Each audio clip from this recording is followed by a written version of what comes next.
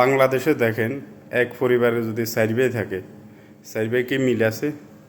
বর্তমানে বাংলাদেশের 80% হচ্ছে ভাই ভাই বিবাদ।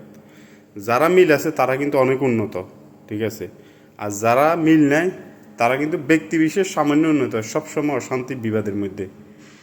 তেমনি আরবদের অবস্থা হয়েছে এরকম। এখন তারা নিজেদের মধ্যে নিজেরা বিবাদে বেশি লিপ্ত এবং নিজেরা নিজের স্বার্থ থেকে বলে চাচা আপনার যান আপনার বাজা। যারা মিল আছে দেখেন ওই চাচারা ও অন্য যারা আছে চাচাগো গোষ্ঠী হেরা মিল, হেরা কিন্তু 11 বালা মতে কিন্তু অন ধরছে। কীরকম জানেন?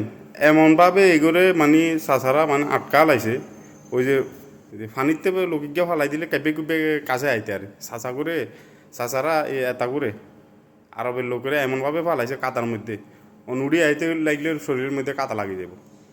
এমন একটা মানে কেরা জলে ফালাই রেখছে, উদ্ধার এত তাড়াতাড়ি হইতো না।